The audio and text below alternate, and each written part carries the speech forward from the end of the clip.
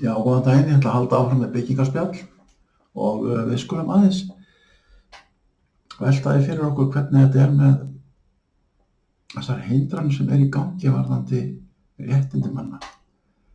Ég hef talað svolítið svona í kringum þetta fram og tilbaka og stundum út og suður, en kjarninn í þessu sá að það verið að búa til óeðlilegar hindranir á því að menn starfi hér við byggingarinnað.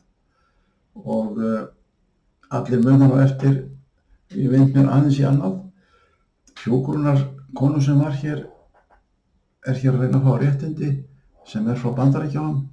Kanada og Bandaríkjunum hefur unnið þar í mjög stór sjúkrahús og á bráðadeild og menntuð, hámenntuð alveg hreint í þessu öllu saman. Hún hefur skilað það bil 100 blaðsíðum af pappírum, en fær ekki réttindi.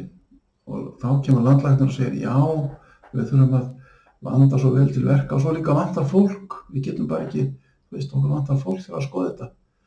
Þetta alltaf bara fyrirsláttur og þannig að þarna eru bara hindranir í gangi. Og þessi svona eyðimerkur hugsun að það sé Ísland svona vin í eyðimörkinni og hér býr gáðað fólk og þar allt saman, þar eru menn mjög vel menntaðir allir saman og það ekkert að draga úr því, en það líka á öðrum stöðum þar sem menn eru vel menntaðir og ég get nefnt fleiri dæmi svona læknafurðulegheit. Ættingi minn veiktist mjög alvarlega erlendis og talaði við ykkur að lækna hér heima og þeir sögðu að koma heim. Þeir kunni ekki þarna í þessu landi sem það ert. Og læknandinn þar sögðu ef hann fer að fljúga, hún geti bara dáið. Þannig að það var gerð á henni stóra aðgerð þannig erlendis og allt gekk vel. Nóg um það. Ég meina að það þeir sem í öðrum þjóðum sem eru miklu stærri en við, þar eru mjög færir einstaklingar í gangi. Og ég ætla að minna á það að það var ljótt mál sem að ég hef nú verið að skoða svolítið mikið og verið svolítið mjög hissa á. Það var verkfræðingur sem hafði verið í námi út í Svíþjóð. Hann var sérfræðingur í ákveðinni grein og verkfræðinar. Og ég þekki svolítið til að þetta svolítið svona ekki alveg einfalt að eiga við þetta sem hann ekki sérfræðingur í. Þetta mann hefur mistekist oft á tíðum að leysa réttilega úr þessum, ég held að þetta sé loftræstikerfi, hann sérfræðingur í loftræstikerfum. En hvað með það? Það hefur oft verið vandasamt að eiga við það. Og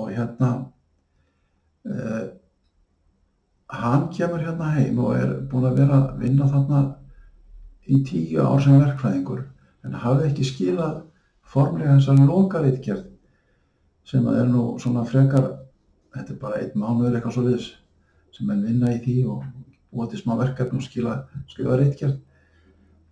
En hann gerði það nú eftir 10 ár og kemur svo heim og þóttist nú góður og vildi fara í eitthvað námskeið hjá mannvirkjastofnun. Ég skil þetta ekki alveg hvað þeir ættu að hafa getað kennt honum. Vel var hann að læsa á íslensku og gat kynnt sér reglugerðir hér vildi verða. Það var svo sem ekkert meira með það en hann fékk bara neitun þar. Og nú fer hann með þetta í áfrýjunarnefnd eða úrskurðarnefnd og þar eru nú lögmenn og þar einn verkfræðingur sem að samkvæmt lögunum á að hafa vit á því sem að ræðir og ég veit nú ekki nákvæmlega hvaða maður þetta ég held þetta var annar maður heldur en að ég hafði talið að væri þarna. Fór eitthvað að skoða þetta, gat nú ekki komist að því niðurstöðu hvort hann væri vel að sér í loftræstikerfum. Ég held ekki. Og hvað sem því líður þá þarf nú ekkert að í sjálfu sér vera vel að sér í verkfræði til þess að átta sig á því að þessi maður fullfær til þess að vinna hér á landi sem verkfræðingur.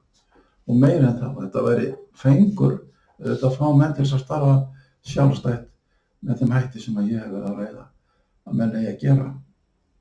Af því það töluvert hættulegt þegar menn fara inn á stórar stofur og loka sig inn í sér sem verða sérfræðingar, og það getur oft orðið, það gerir það verkum að það hverfur þekking ef að menn hafi þetta ekki svolítið opið og frjálst. En hvað með það, og hann fær neitun þarna, og hann vildi líka, Margrét vildi fá að vera byggingarstjóri. Það ætti nú að vera einfalt, þar eru menn byggingarstjórar, það geta verið pípulagningameistarar eða ef man rétt stálvirkjameistarar, rafvirkjameistarar geta verið byggingarstjórar við atriði sem að krefjast kannski einhvers konar þekkingar á burðarþoli. En það var kom nú ekki til greina. Hann fór líka með þetta fyrir nefndina og þeir bara sögðu nei, þetta svona stendur ekki í lögunum, svona verða. Þannig að það ekki skoðað þarna á þessum vígvelli, þá ekki verið að skoða neitt málefnalegt. Heldur bara verið að horfa á lagabókstafinn, sem að nú kannski, ef að vel verið skoðað, þá þetta náttúrulega ekki, eins og í þessu sérstaka tilviki, þá það auðvitað ekki, á þetta ekki við. Og ég veit ekki hvort maður á að hlæja að gráta yfir þessu, en þetta lýsir náttúrulega, þetta ekki sjúkdómurinn sjálfur, heldur þetta sjúkdómseinkennið. Og í næsta myndbandi þá átti ég að koma inn á það hvernig við eigum að haga þessum málum, svo að það verði sem mest hagkvæmni í okkar framleiðslu í byggingum, og þetta verði sem ódýrast. Ég reiknaði einhvern tímann á servíettu, við sátum 2 verkfræðingar og reiknaðum á servíettu og við vorum að reyna að finna út sem sagt það bil hvað þyrfti mikið af íbúðum. Og þetta var fyrir nokkrum árum og við komumst að þeirri niðurstöðu að það væri gífurlegur skortur á íbúðum og fyrirsjáanlegur ennþá meiri skortur. En nú Seðlabankinn kominn í stuð og hann ætlar að hindra það að menn geti keypt sér hús og með því hækka vexti. Og ekki verður ástandið betra þá. Við höfum stjórnmálamenn hér sem eru því miður horfa bara á þetta. Þeir eru í allt öðrum heimi heldur en almenningur sem þarf að fá húsnæði. Og í næsta myndbandi þá langar mig til að ræða þetta svolítið meira. Takk fyrir að hlusta.